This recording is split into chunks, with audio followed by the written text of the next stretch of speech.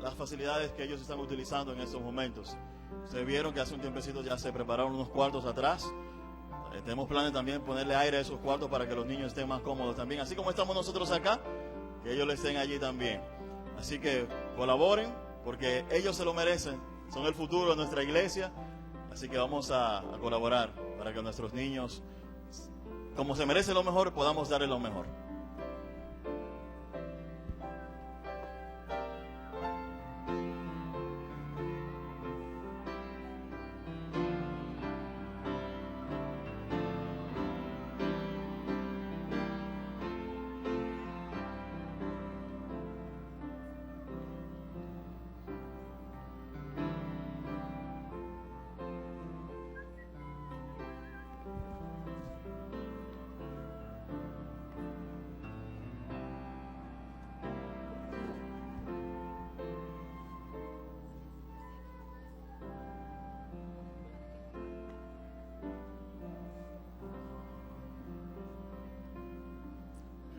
Buenos días, feliz sábado. ¿Cómo están? Ay, qué lindo. Miren, yo también me siento muy contenta porque tengo la oportunidad de estar aquí en la casa de Dios. Y saben, tengo una historia muy interesante para ustedes. Y se trata de un niño que se llamaba Raulito. Pero en esta fotografía, ¿Raulito está triste o está enojado? Ajá, ¿verdad? Muy enojado. ¿Y saben por qué se ponía enojado Raulito? Cuando su mamá le decía, Raulito, es hora de bañarse. Mira, Alexander, toma asiento para que escuches la historia. Raulito se ponía muy, muy enojado. Mira, el dibujo. Se ponía muy enojado cuando su mamá le decía eso. Así que él se echaba a correr para que su mamá no lo alcanzara y no lo bañara. Así que su mamá se le ocurrió una gran idea. Y fue a la tienda y compró 2 patitos. Y miren, los puso sobre la mesa. Pero los patitos no eran iguales, ¿verdad? Uno, ¿cómo estaba? Ajá, ¿y el otro? Ajá, y uno estaba limpio. Así que cuando Raulito pasó por la mesa, le llamó la atención los patitos y cogió uno. ¿Ustedes cuál creen que cogió? Ajá, entonces Raulito se fue a jugar con el patito limpio y estaba muy contento. A un ratito después, su mamá se le acercó y le dijo, ay, Raulito, yo esos 2 patitos los compré para que tú jugaras. Mira, Alexander, los compré para que tú jugaras. Pero, ¿por qué nada más cogiste uno? ¿Por qué no cogiste los 2? Ay, Raulito le contestó, pero mami, es que estaba limpio y se veía muy lindo, pero el otro no. ¿Así? ¿Eso tú crees? Entonces su mamá le dijo, pues sí, fíjate que eso pasa con nosotros. Si nosotros no nos bañamos, si nosotros no nos aseamos, no nos vamos a ver lindos como ese patito. Él se quedó sorprendido. Pero ¿sabes qué? Otra cosa muy importante. Así como Dios proveyó del agua para limpiarnos por afuera de nuestro cuerpo, también en su grande amor y misericordia proveyó de su sangre derramada en la cruz del Calvario para poder limpiar nuestros corazones de lo sucio, de lo malo, de lo feo. Raulito se sorprendió porque pudo ver que Dios es muy sabio. En ese momento él se puso muy, muy alegre. Y adivinen qué. Ajá, se fue a darse un baño con agua y con jabón para estar limpio. Y también él recordó que la sangre de Jesús lo podía limpiar de su corazón. Nosotros también debemos de recordar esto, de que Jesús nos puede limpiar. Así que agradecidos por eso, vamos a cerrar nuestros ojitos para orar. Oremos. Señor Jesús, te queremos agradecer porque Tú nos provees del agua para estar limpios, y también nos provees de tu sangre preciosa para poder limpiar nuestros corazones. Pedimos que nunca nos olvidemos de eso y te podamos permitir que hagas tu voluntad en nuestras vidas. Bendice a estos niños y protégelos siempre. En el nombre de Jesús. Amén. Así que todos con mucho cuidado y en silencio vamos a escuchar lo demás.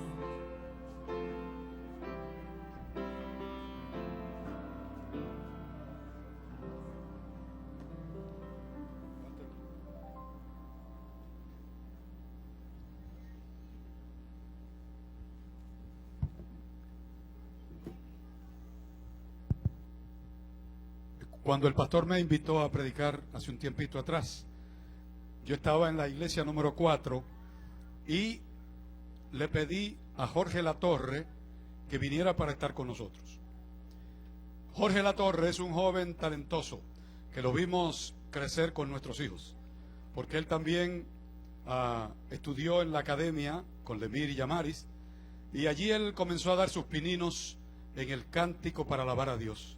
Yo no veo aquí a Aarón, no sé si está Aarón Leito, pero creo que fue como a los pies de Aarón que tú comenzaste a dar tus primeros pininos, ¿verdad?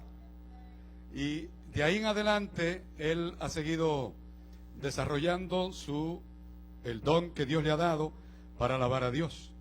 Y yo le invito a él en este momento para que tenga una música especial. Es una oración que debemos adoptarla de manera colectiva, como pueblo, como iglesia. Y ese himno ustedes lo han escuchado quizás en varias ocasiones, interpretado por diferentes personas. Y Jorge tiene una manera especial de compartir con nosotros esta oración que se titula Yo quiero una iglesia. Así que Jorge, por favor, ¿puedes subir un poco más esto?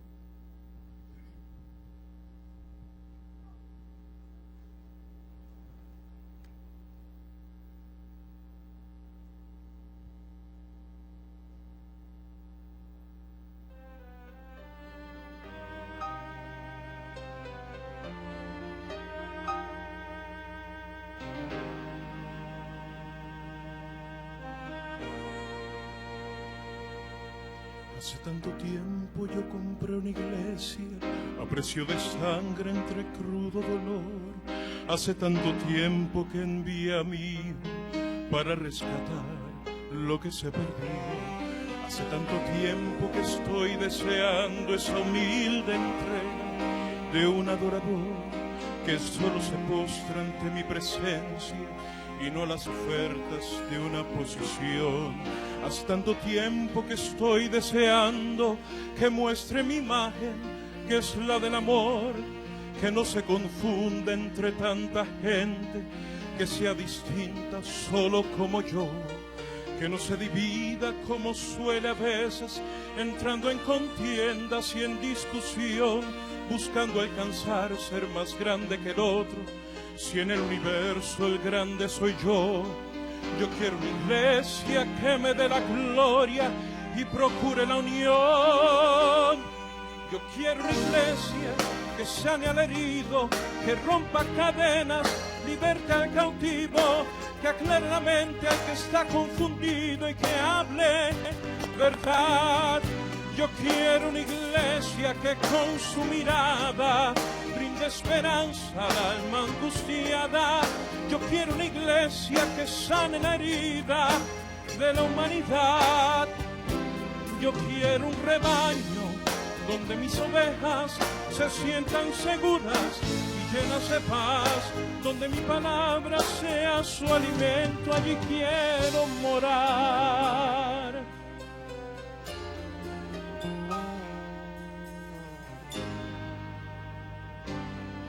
Quiero una iglesia que con su alabanza perfume mi trono, me dé ese lugar. Una iglesia que sepa hacer diferencia entre el bien y el mal. ¿Dónde está esa iglesia que fue perdonada, que fue librada del castigo atroz?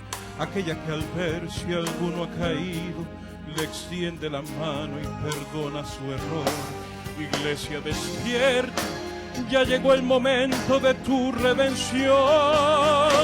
Yo quiero una iglesia que sane al herido, que rompa cadenas, liberte al cautivo, que aclare la mente al que está confundido y que hable verdad. Yo quiero una iglesia que con su mirada le brinde esperanza al alma angustiada. Yo quiero una iglesia que sane la herida de la humanidad. Yo quiero un rebaño donde mis ovejas se sientan seguras y llenas de paz, donde mi palabra sea su alimento, allí quiero morar.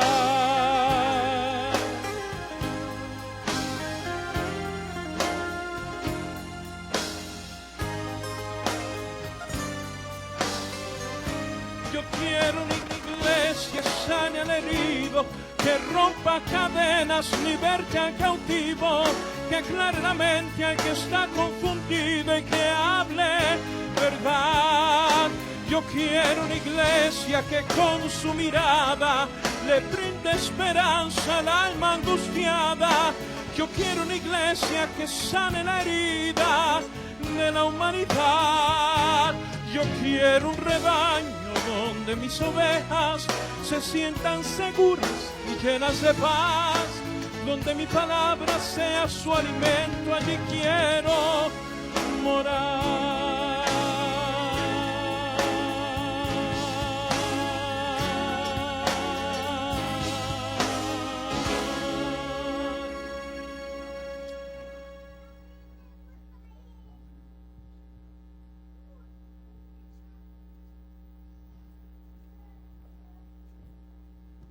Feliz sábado.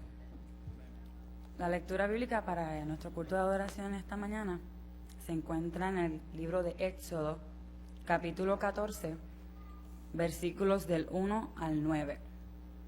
Éxodo, capítulo 14, del 1 al 9. Dice de la siguiente manera: Habló Jehová a Moisés diciendo: Di a los hijos de Israel que den la vuelta y acampen delante de Pihahirot, entre Midhol y el mar hacia Baal-Zephón. Delante de él acamparéis junto al mar, porque Faraón dirá de los hijos de Israel: encerrados están en la tierra, el desierto los ha encerrado. Y yo endurecí el corazón de Faraón para que lo siga, y seré glorificado en Faraón y en todo su ejército, y sabrán los egipcios que yo soy Jehová. Y ellos lo hicieron así. Y fue dado aviso al rey de Egipto que el pueblo huía, y el corazón de Faraón y de sus siervos se volvió contra el pueblo, y dijeron: ¿Cómo hemos hecho esto de haber dejado ir a Israel para que no nos sirva? Y anunció su carro y tomó consigo su pueblo. Y tomó 600 carros escogidos y todos los carros de Egipto y los capitanes sobre ellos. Y endureció Jehová el corazón de Faraón, rey de Egipto, y él siguió a los hijos de Israel. Pero los hijos de Israel habían salido con mano poderosa. Siguiéndolos, pues, los egipcios, con toda la caballería y carros de Faraón, su gente de a caballo y todo su ejército, los alcanzaron acampados junto al mar, al lado de Pihahirot, delante de Baal-Zephón. Dios añada bendición a los que escuchan y hacen su santa palabra.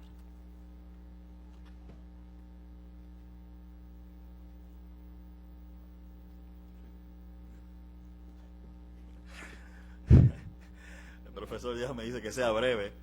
Bueno, ¿qué podemos decir del profesor Díaz? Es una persona que no necesita ningún tipo de presentación, pero para aquellos, si aquí hay alguna persona que quizás no lo conoce, vamos a decirle brevemente que el profesor Díaz es profesor en el Departamento de Teología y que es un buen jugador de baloncesto, y que es él con nosotros. Otra vez, buenos días y feliz sábado para todos. Yo cometí una falta ahorita y, bueno, pero que es que llegó el turno ahora.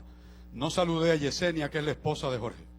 Así que, como a Jorge lo vieron y él es difícil de esconderse, póngase usted de pie, por favor, para que la conozcan.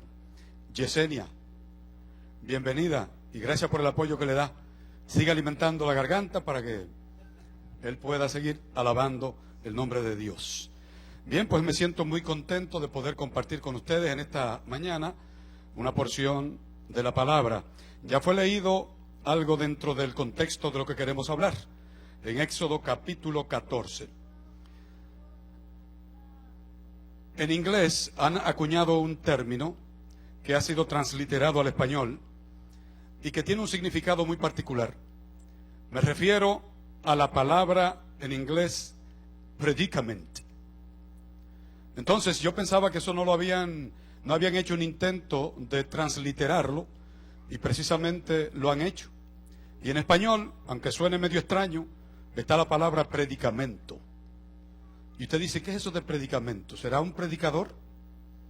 Pues mire, nada más lejos que ese significado. El predicamento significa una situación muy difícil por la cual una persona puede estar pasando. Es una situación de un apuro muy difícil. Quizá podríamos resumirlo diciendo que es como encontrarse en un callejón sin salida. Cuando ya usted escucha la explicación de lo que significa predicamento, entonces usted podría decir, pues entonces, aunque yo el término quizás no lo conocía, pero la experiencia sí, porque yo sí he estado en diferentes rincones y callejones sin salida. Alguien trató de ilustrar lo que significa un predicamento y lo puso así. Un predicamento es cuando un abogado que se especializa en demandas por mala práctica médica se ve en la necesidad urgente de una operación mayor. ¿Eso es qué? Predicamento. Es predicamento para él y predicamento para ¿quién más? Para el cirujano. Yo creo que el que se debe preocupar más es el abogado. ¿Por qué? Porque me da la impresión que ningún cirujano se atrevería a entrar allí por miedo ¿a qué? A fallar. Porque entonces lo van a dejar en la calle. Y ahora entonces el abogado va allí también trémulo de miedo, porque él dice, ¿será que él va a dedicarse a trabajarme libremente con su mente? Así que ahí hay una situación de apuro, y de apuro muy serio para uno de los dos. Cuando vemos aquí la historia del pueblo de Israel, encontramos que después que el Señor decidió sacarlo de Egipto, ellos pasaron por diferentes crisis y situaciones muy difíciles. De hecho, las instrucciones que el Señor le dio a Moisés para que se la transmitiera al pueblo cuando lo iba a sacar de, ellos la escucharon de Moisés, de los labios de Moisés, aunque no la entendieron. Pero dijeron, vamos a seguir adelante porque el Señor lo ha dicho. Déjeme decirle, hermanos, cuando el Señor realiza un acto de redención, como sea, en el Antiguo o en el Nuevo Testamento, siempre el Señor salpica ese acto de redención con muchos milagros. Y nosotros a veces nos sorprendemos al escuchar personas que dicen que los judíos, cuando vieron a Jesús realizar sus milagros en su ministerio, ellos se sorprendieron y dijeron, ¿y qué hombre es este? ¿De dónde ha salido? Y déjeme decirle, si ellos hubiesen sido más diligentes en el estudio de la Santa Palabra, en el Antiguo Testamento, no se hubiesen sorprendido tanto del poder milagroso de Jesús. ¿Por qué? Porque ya todo el Antiguo Testamento estaba abonado de actos milagrosos de Dios. Si no, repase, por ejemplo, en ese capítulo 13 y 14 de Éxodo, todos los milagros que el Señor realizó. Lo que nos sorprende es lo siguiente, que a pesar de que a cada paso en ese peregrinaje del pueblo de Dios, de Israel, de Egipto, ellos veían la mano de Dios obrando a cada instante, a pesar de eso, ¿qué hacían ellos? Se convertían en unos pedernales, duros e incrédulos. Porque entonces tenía el Señor que hacer otro milagro para que ellos dijeran, así sí. Pero pasaba un tiempito y ¿qué pasaba? Llegaba la crítica, llegaba la queja e inmediatamente el Señor tenía que hacer otro portento. Y ellos entonces decían, pues está bien. Entonces es un ciclo y un círculo vicioso en el cual ellos estaban viviendo. Por eso es que el Señor fue tan condescendiente y a cada instante ponía su mano, realizaba un milagro, y el pueblo entonces iba dando tumbos en camino hacia la Canaán. Bueno, cuando inicia ese peregrinaje del Sinaí a Canaán, ustedes recuerdan, si leen ahí el capítulo 14, o 13 y 14, que el Señor tomó una determinación. Dijo, yo voy a tomar a mi pueblo y lo voy a sacar de Egipto. Hay una de dos rutas. Si yo escojo la ruta más expedita, la ruta más corta, la más directa, yo voy a hacerlo por la costa del Mediterráneo. Si ustedes van a un mapa de la Biblia, es así, donde ellos estaban ubicados, allá en la tierra de Gosén. El Señor entonces dijo, yo voy a sacarlos, pero deja ver, no me voy por la costa mediterránea. ¿Por qué razón? ¿Cuál era la razón por la cual el Señor determinó no llevarlo por la costa mediterránea, que era mucho menos que la mitad del trayecto y el periplo que tuvo que darle a través del desierto? Miren la explicación que da la misma palabra de Dios. Por favor, si pueden acompañarme en el libro de Éxodo, capítulo 13, ¿verdad? Capítulo 13, y vamos a buscar allí a ver qué razón explica el Señor de por qué determinó llevar a su pueblo por donde Él lo llevó. Capítulo 13 de Éxodo, versículos 17 y 18. Mire lo que dice allí. 20 y 22 también.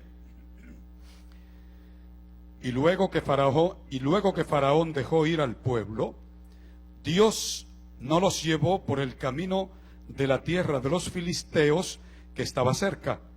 ¿Y cuál es la razón que explica aquí la palabra? ¿Por qué Dios hizo eso? Para que no se arrepintiera el pueblo cuando viese, ¿qué cosa? La guerra, y entonces determinaran regresar a Egipto. Mas Dios hizo que el pueblo rodease por el camino del desierto del Mar Rojo, y subieron los hijos de Israel de Egipto armados. O sea, el Señor tomó medidas de precaución. Claro, usted diría, pero ¿vale la pena ese viaje tan largo? Y además, eso causó que el pueblo se rebelara en alguna instancia, y al rebelarse también provocó que el Señor los castigara. ¿De qué manera? Dejándolos postrados en el desierto por 40 años. Y de paso, la palabra nos dice que esas 4 décadas allí dio como resultado que de todos los que salieron de Egipto, ¿cuántos apenas pudieron entrar en la tierra prometida? 2, literalmente. De modo que 2 de 2,5 millones de personas que salieron pudo entrar en la tierra de Canaán. Los versículos 20 al 22 dice así: y partieron de Sucot y acamparon en Etam, a la entrada del desierto. Ubíquese usted en la multitud y usted contemple esa llanura llena de arena, despoblado, caliente, inmensamente caliente, difícil lo que tenían por delante. Imagínese usted cuál hubiese sido el estado de ánimo de esta multitud que va marchando con Moisés. Y Jehová, dice aquí ahora, iba delante de ellos. ¿De qué manera? De día y de noche, a través de 2 símbolos de su presencia.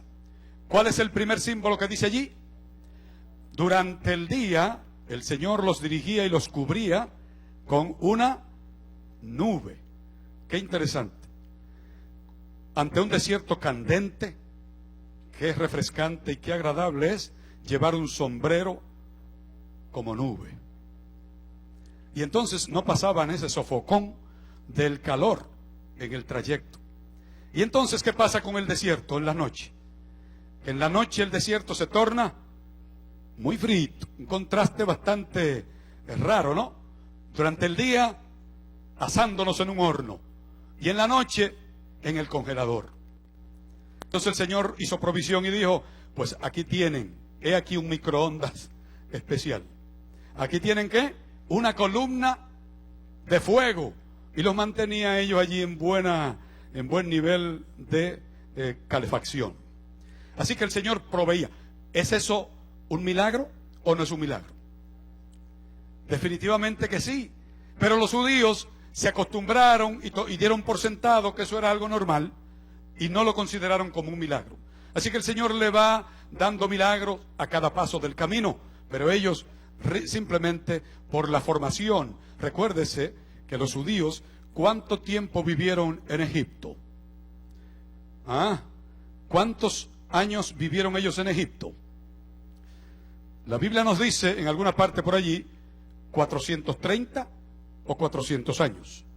Claro, usted debe calcular eso de una manera más apropiada. Cuando nos dice 400 años, ahí está incluyendo el tiempo en que Abraham vivió en la tierra de Canaán antes de que el pueblo se trasladara a Egipto. ¿Y sabe cuántos años realmente transcurrieron entre Abraham estar peregrinando en Canaán y los viajes que dio a Egipto y salía? 215 años. ¿Y sabe cuánto vivieron los judíos en la misma tierra de Egipto en esclavitud? Literalmente 215 años. Así que no fueron los 430 o 400 que pasaron allá en la tierra de Egipto. Para que hagamos esa salvedad. Pero, mire, 2 siglos y pico es suficiente tiempo, ¿no? Para formar una generación o varias generaciones. Y los judíos allí en Egipto, con tantos años viviendo en esa tierra extraña, esclavizados, pues ellos se acostumbraron a la cultura egipcia. Ellos se acostumbraron a la manera de vestir de los egipcios. Los israelitas hablaban como los egipcios, caminaban como los egipcios, vestían como los egipcios. Oiga, hasta olían como los egipcios. Y usted dirá, ¿por qué olían? Se acostumbraron tanto a la dieta egipcia que un elemento importante que ellos tenían en su dieta era el ajo. Y usted sabe esa gente que le gusta mucho el ajo y que mastican el ajo, que usted siente que se le sientan al lado y le dan un efluvio y le dan una palabra de aliento, ¿verdad? Inmediatamente que se sientan con usted. Bueno, pues así quizás caminaban los judíos que vinieron de allí. Es más, hasta ellos se quejaron a Moisés y le dijeron, chacho, allá comíamos ajo y puerros y ajíes, y aquí nosotros simplemente en este desierto con una dieta tan escasa. ¿Eso es parte de qué? De la formación. Y el Señor con tanta paciencia les decía, esos son mis hijos, ese es mi pueblo, y yo tengo que sobrellevarlo con paciencia. Claro, hay un punto más allá del cual la paciencia deja de ser virtud, y el Señor tuvo que entonces postrar a algunos más, ¿verdad?, que fueron rebeldes. Pero, ¿cuál era entonces la única opción que tenían los judíos durante ese peregrinaje? Reconocer la mano poderosa de Dios que realizaba milagros por ellos y para ellos a cada instante. Y yo les pregunto, ahora apliquemos esa experiencia al Israel de Dios que peregrina hacia la Canaán celestial. Nosotros, ¿será que en el siglo XXI podemos testificar también milagros? ¿O será que los milagros son cosas anticuadas de los tiempos bíblicos? ¿Será que nosotros también pasamos por alto esos milagros, no los reconocemos y por lo tanto vivimos quejándonos de que Dios no nos ayuda, no nos bendice, no nos escucha? Y entonces empezamos quizás hasta a regatear con Él y hasta a protestarle. ¿Por qué, Señor, no nos escuchas? Pero yo quiero decirle, ese Dios que está en los cielos, que escuchó a Israel, también nos escucha a nosotros. Y nos escucha ahora con el mismo oído presto como Él lo hizo en antaño. Y yo quiero decirles, si nosotros reconocemos que el Dios que guió a Israel por el desierto es el mismo Dios que está con nosotros, Él puede realizar milagros. Y yo quiero que Jorge aquí nos interprete una canción espiritual que precisamente nos habla de los milagros. Y yo quiero que escuchemos estas palabras porque son para nosotros. Israel está en la historia. Usted y yo estamos en el presente. ¿Qué vamos a hacer con ello?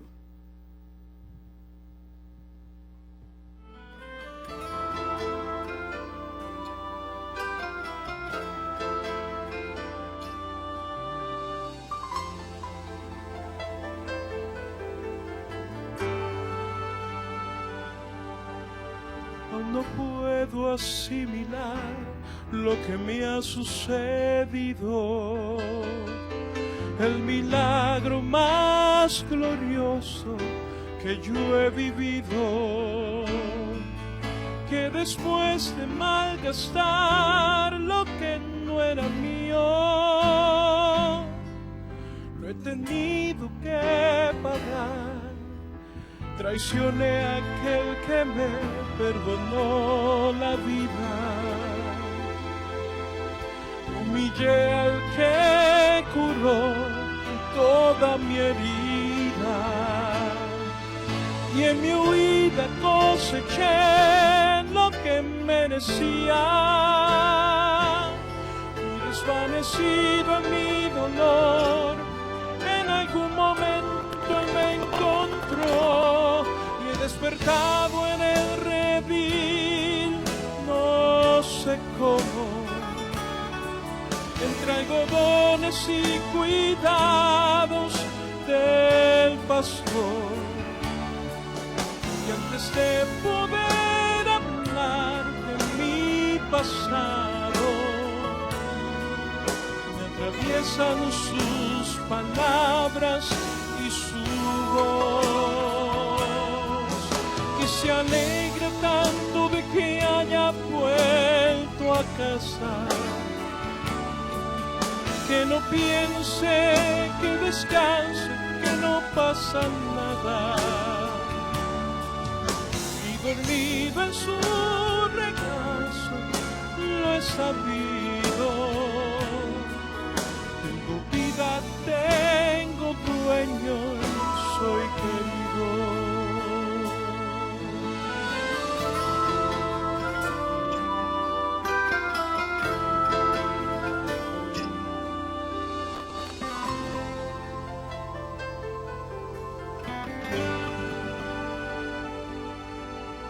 Aprendido la lección del amor divino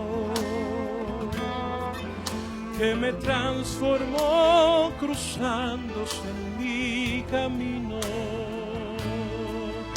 y que dio a mi vida entera otro sentido,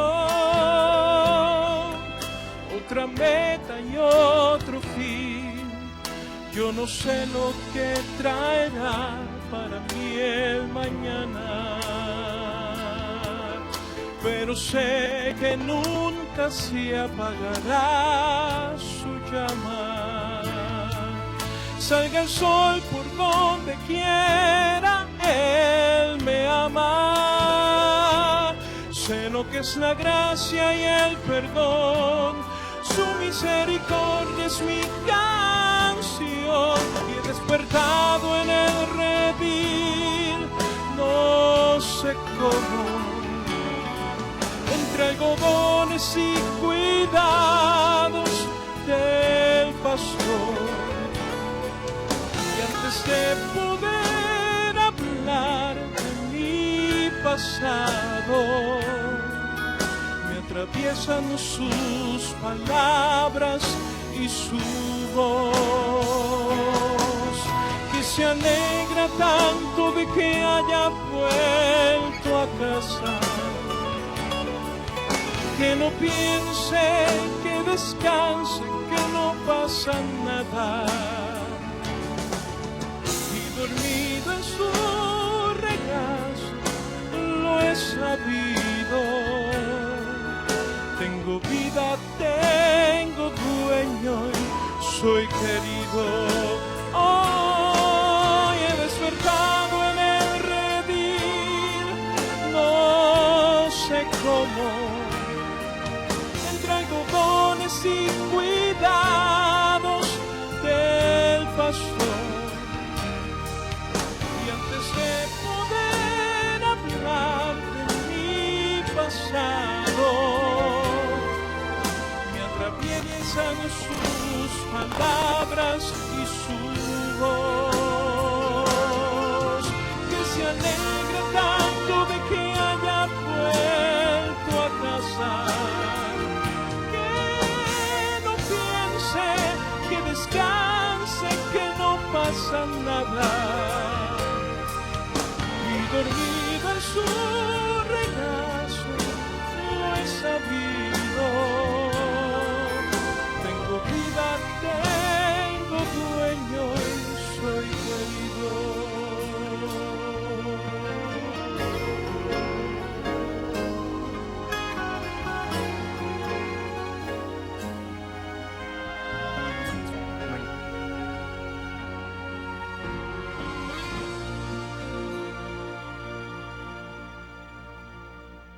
Muchas gracias, Jorge.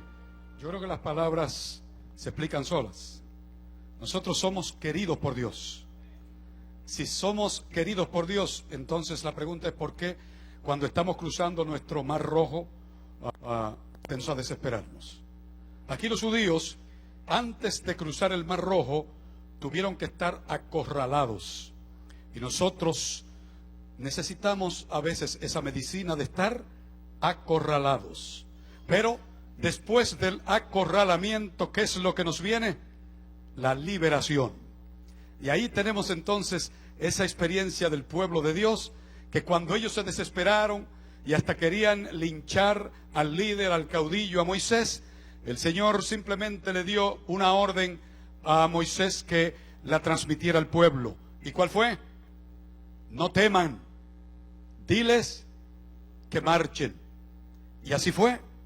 Cuando el caudillo tomó el control y la batuta, entonces el pueblo pudo pasar seguro por las aguas del Mar Rojo. Mire, cuando un profeta, un escritor del Antiguo Testamento caía en desánimo, se desesperaba, inmediatamente retomaba la historia del Éxodo para animarse.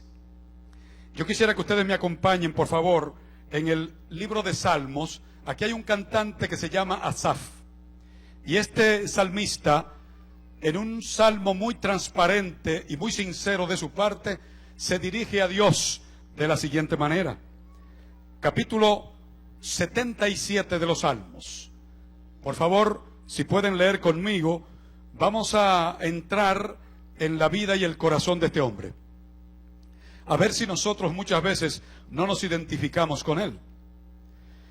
Si nos identificamos con él, debemos llegar a la misma conclusión que él llegó.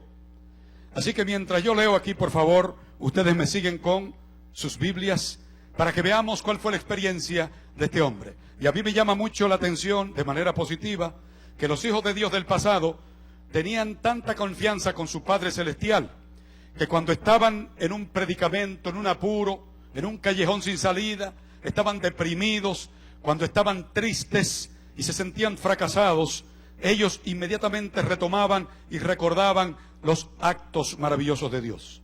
Y eso les inyectaba, ¿qué cosa? Valor, ánimo y fe. Y yo creo que si tomamos esa misma actitud, también vamos a recibir el mismo beneficio. Vamos a ver lo que nos dice aquí Asaf. Con mi voz clamé a Dios clamé y Él me escuchará. Al Señor busqué en el día de mi angustia, alzaba a Él mis manos de noche, sin descanso, y mi alma rehusaba consuelo. Me acordaba de Dios y me conmovía. Me quejaba y desmayaba mi espíritu. No me dejabas pegar los ojos. Estaba yo quebrantado y no hablaba. Consideraba los días desde el principio, los años de los siglos. Me acordaba de mis cánticos de noche y meditaba en mi corazón y mi espíritu inquiría. Oiga las preguntas que él ahora le lanza a su Dios. Lo único que ellos eran más sinceros con Dios y más abiertos. Nosotros somos más diplomáticos. Y lo más que podemos llegar es a veces a hacer la pregunta, ¿cómo? ¿Por qué, Señor, a mí? ¿Por qué? Pero este hombre iba un poco más profundo, abriendo su alma a su Dios. Y pregunta en el verso 7, ¿desechará el Señor para siempre y no volverá más a hacernos propicio? ¿Ha cesado para siempre su misericordia? ¿O se ha acabado perpetuamente su promesa? ¿Ha olvidado Dios el tener misericordia? ¿Ha encerrado con ira sus piedades?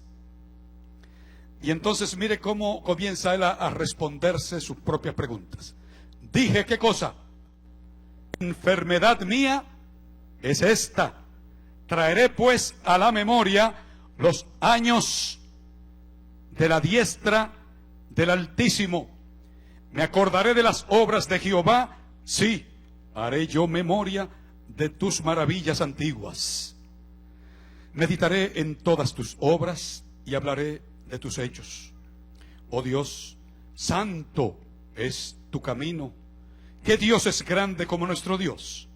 Tú eres el Dios que hace maravillas. Hiciste notorio en los pueblos tu poder y con tu brazo redimiste a tu pueblo, a los hijos de Jacob y de José. Te vieron las aguas, oh Dios, las aguas te vieron y ¿qué hicieron? Te temieron y los abismos también se estremecieron. Las nubes echaron inundaciones de aguas, tronaron los cielos y discurrieron tus rayos.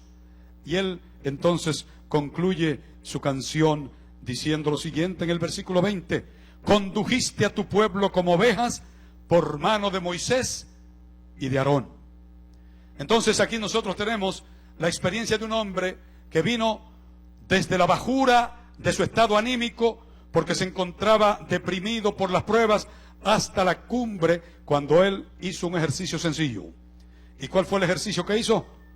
Recordar las maravillas de Dios que él había realizado en los siglos pasados. Cuando los creyentes cristianos en el Nuevo Testamento querían animarse espiritualmente, ¿a qué hecho ellos hacían referencia? Los del Antiguo Testamento hacían referencia ¿a qué? Al Éxodo.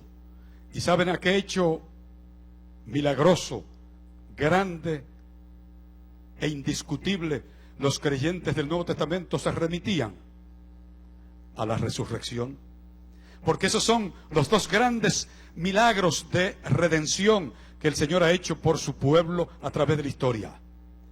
Y ahora yo llamo a mi pueblo, ahora en el siglo XX, en el mes de junio, el día 21, y le pregunto a esta sección del pueblo de Dios aquí en Mayagüez, en Antilian: ¿y nosotros a qué reclamamos cuando estamos en apretura? ¿Qué es lo que nosotros hacemos cuando tenemos que pasar, Esperanza, por nuestro Mar Rojo? Porque nosotros todos tenemos una dosis de mares rojos. Y la pregunta es, ¿a dónde recurrimos? ¿Simplemente al lamento, al lloriqueo? ¿O vamos a recurrir al Dios que hizo y hace maravillas? Mire, el Señor está esperando manifestarse también con nosotros. Lo único que tenemos que hacer es permitir, no ser obstáculos como lo fue el pueblo de Israel en la antigüedad. Nosotros no sabemos cómo Él va a obrar, pero sí sabemos que Él obrará. Y la manera que Él disponga de obrar, así usted y yo debemos aceptar los caminos del Señor. Y yo estoy contento que el Señor nos dejó esta historia para nuestra enseñanza, como decía Pablo, porque lo que fue escrito antes, ¿para qué fue escrito? Para nuestra enseñanza, para que por la consolación que nos dan las Escrituras, nosotros tengamos ¿qué? Esperanza. Eso es lo que el Señor en realidad quiere darnos a cada uno de nosotros. Y yo espero que esa sea nuestra experiencia. Mire, cuando estemos rodeados, como a veces estamos, vamos a reclamar el poder del que nos saca de ese entrampamiento. A mí me gustó esta breve reseña de este general del ejército norteamericano que en cierta ocasión, en una guerra, en una apretura, se encontró en un predicamento. Su nombre, Chesty Puller. Este oficial llevaba su pelotón de soldados y en un momento dado y sin darse cuenta, ellos penetraron en las líneas enemigas y quedaron encerrados, rodeados completamente por el enemigo. Y yo le pregunto, ¿qué actitud asumió Puller en esa circunstancia? Usted diría, levantaron la bandera blanquita y se entregaron, ¿verdad? Pues no. Apretó el puño, los dientes, y le dijo a su puñado de soldados lo siguiente: esto es maravilloso. Ahora no podrán escapar de nuestras manos. O sea, estaban rodeados, ¿y qué dijo él? Esta es nuestra oportunidad. O sea, no pueden escaparse. Me imagino que el más cobarde de esos soldados allí, ¿qué hizo? Pues manos a obra entonces, y vamos aquí a pelear, ¿verdad? Como solamente nosotros podemos hacer. Mire, cuando el diablo nos rodee, como usted tiene más fuerza con la ayuda de Dios, no se ponga a lloriquear. Simplemente cierre el puño y diga: ahora no se nos va a escapar este bandido, porque más es el que puede, más puede el que está con nosotros que el que está con él. ¿Usted lo cree así? Dígalo duro, duro. Amén. Muy bien, pero ¿qué pasa? Nosotros somos los desesperados, porque nosotros sufrimos de desesperación. Y cuando llegan esos apuros, esos callejones sin salidas, inmediatamente entonces nosotros prendemos el botón del pánico. Y ese botón del pánico nos lleva a desanimarnos y nos lleva a pensar que estamos derrotados. Los judíos lo practicaron muchas veces y no le dio resultado. Cuando el pánico encendió allá en el desierto, ¿a quién culpaban? ¿A quién culpaban? Al líder y por extensión a Dios. Pero era a Moisés que ellos culpaban. Y Moisés, con una calma, por eso que ese hombre fue bien manso, inmediatamente que ellos perdían la cabeza y el Señor sostenía a su siervo, entonces Moisés les decía: tranquilos, no teman, vamos a marchar, que el Señor está con nosotros. Y yo espero que esa sea nuestra propia actitud, que nosotros retomemos en este tiempo. Oiga esta formulita: cuando el pánico nos asalta, corramos. Cuando nosotros corremos, perdemos. Cuando nosotros perdemos, entonces nos vemos en la necesidad de esperar en Dios. Cuando esperamos en Dios, Él pelea. Y cuando Él pelea, Él gana. Y cuando Él gana, aprendemos. Cuando Él gana, ¿qué? Aprendemos. Y yo creo que estamos en la urgente necesidad de dejar que Dios pelee por nosotros y con nosotros, para que de esa manera nosotros todos ganemos con Él. Sí, los mares rojos continuarán abriéndose, ¿verdad? Pero aunque estemos atrapados ante el mandato del Señor, nosotros podremos seguir victoriosos. Escucha este pensamiento: los planes de Dios no conocen ni premura ni demora. O sea que ni se adelantan ni se atrasan por nuestra impaciencia. Alguien dijo: los molinos de Dios muelen lentamente, pero finalmente lo trituran todo. Muelen lentamente, pero al final lo trituran todo. Y yo espero que nuestros molinos estén moliendo con el combustible del Señor. Si es así, seremos entonces al final más que vencedores para la gloria y la honra de nuestro Dios. Yo no sé, Jorge, si allá consiguieron que el himno de victoria no estuviera rayado. Pero estaba rayado. Estaba rayado. ¿Lo van a tirar? Pues vamos, ven, Jorge. Vamos a estar en pie y con esto vamos a terminar. Y entonces vamos a cantar el himno de victoria. Y si el disco allá se raya, nosotros seguimos aquí sin rayarnos. Y lo cantamos todos con entusiasmo. El himno de victoria. Porque eso fue lo que cantó María y Moisés, Aarón y el pueblo cuando cruzaron a la otra orilla del Mar Rojo. Nosotros entonces ahora vamos a cantar el himno de victoria. Vamos a ver.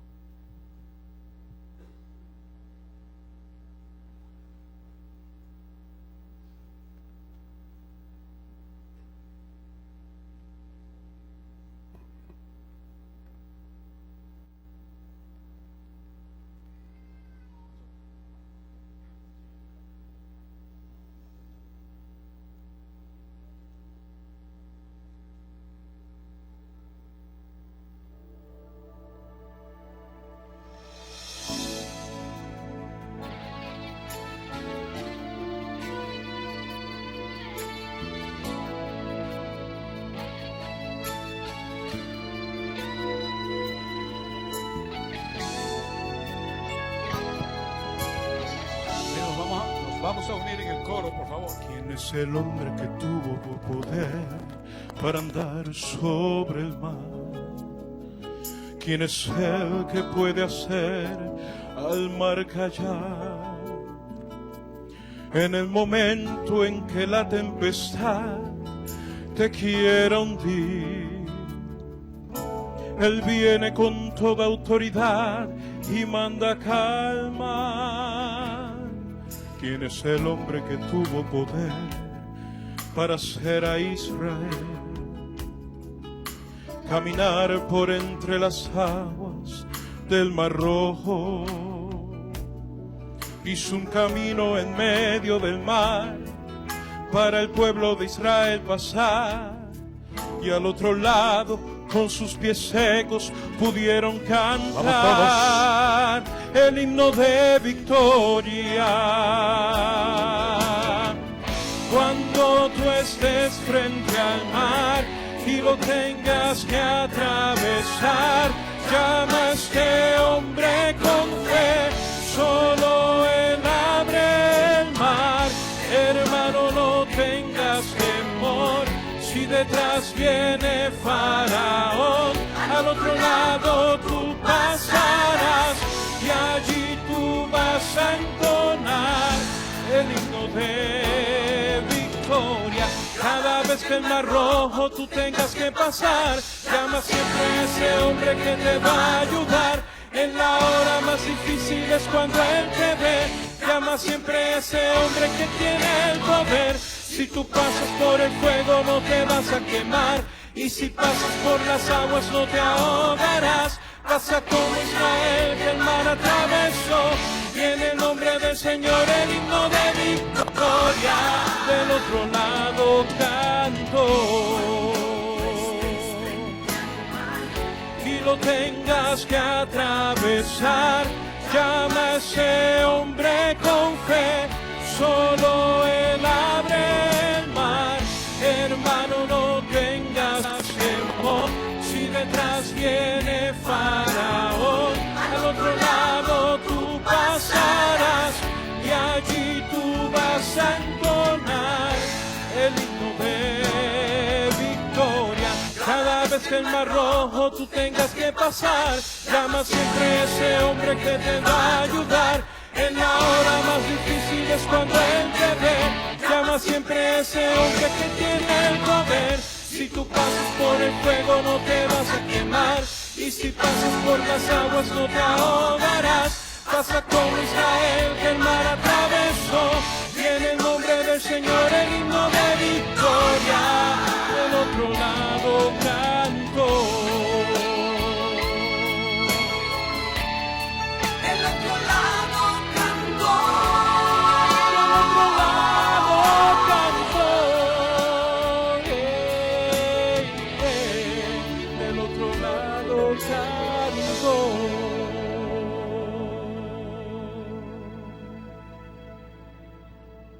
Gracias. Bien, ¿cuánto le damos las gracias a Jorge por acompañarnos? Bien, ojalá que muy pronto, y ese pronto quisiéramos que sea pronto, todos podamos cruzar y cantar un himno parecido a ese, que se llama el himno de victoria, pero compuesto quizás por Gabriel o algún ángel, ¿no? Pero yo quiero cantar un himno parecido a ese del otro lado del mar. Así que les despido de nuestro culto con la bendición de Dios y pidiendo que nuestro amante Padre nos dé la misma victoria que le dio a Israel en el Antiguo Testamento y que le dio a su iglesia en el Nuevo Testamento. Está prometido para su pueblo en los últimos días. Oremos. Buen Dios Padre que estás en los cielos, nuevamente tornamos a ti nuestros rostros, nuestros corazones, para pedirte, Señor, la dosis de fe necesaria para poder vencer con tu ayuda. Padre, yo sé que a veces tenemos que hacerle frente a situaciones de apretura, situaciones difíciles. Es por eso que recurrimos a ti, nos refugiamos en tu amor, para que tú aumentes nuestra fe. Bendícenos al caminar contigo, ayúdanos y que Cristo pueda venir pronto para llevarnos a vivir con Él para siempre. Bendice a cada hermano aquí presente, bendice a las visitas que están en nuestro medio. Y Padre, bendice los hogares aquí presentes. Te lo agradecemos, te lo pedimos, todo en el nombre y por los méritos de Cristo, nuestro Salvador. Amén.